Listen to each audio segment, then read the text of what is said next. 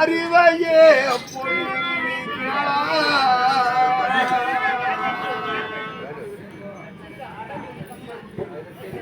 அண்ணாவே மாறியே தேடியே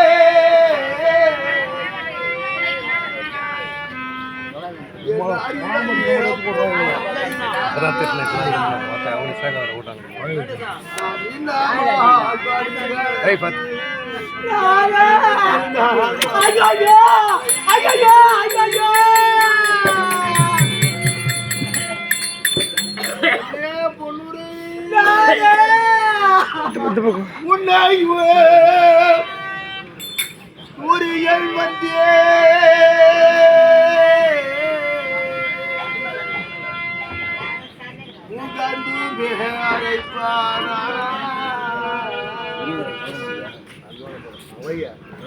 கண்மணி அவன் பின்னாரே கண்மணி அவன் பின்னாரே பாவையே போக வேண்டாம்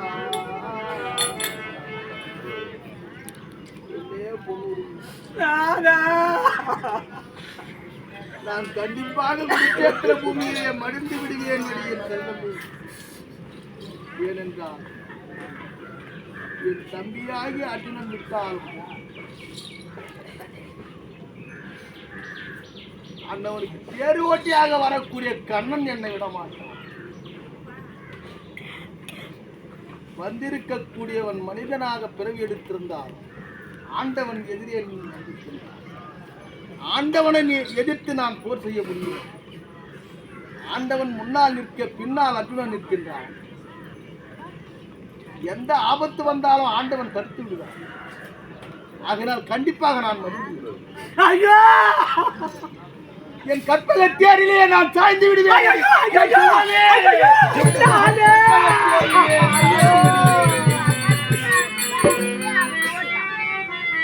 அப்படி சாய்ந்தால்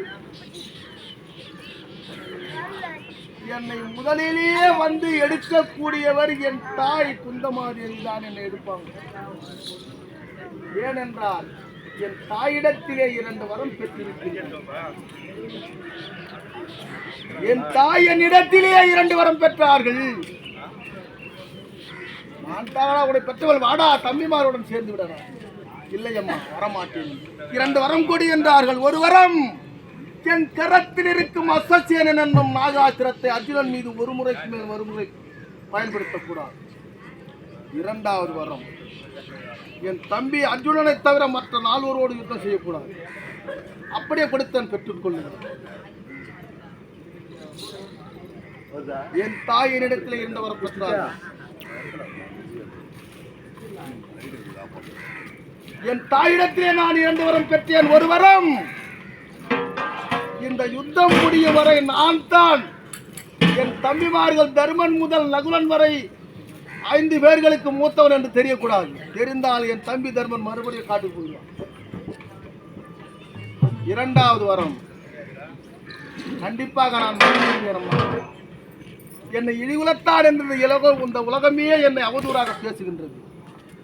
நான் கற்பகத்தேரிலே சாய்ந்தால் ஓடி வந்து என்னை எடுத்து தங்கள் மடி மீது அமர்த்தி, நான் பெற்ற செல்வமே, என் தலைமகனே கர்ணா, அப்படி என்று அந்த குருட்சேத்திரம் அதிரும்படியாக அழ வேண்டும். அப்படி அழுதால் நான் மதிகுலத்தான் என்று இந்த உலகம் மதிக்கும். என் தாய் கண்டிப்பாக செய்வார்கள். ஆனால் என்னுடைய பூத உடல் துரியோதனனுக்கு கிடைக்காது. என் தம்பிமார் தான் எடுத்துக்குவோம். ஆகையா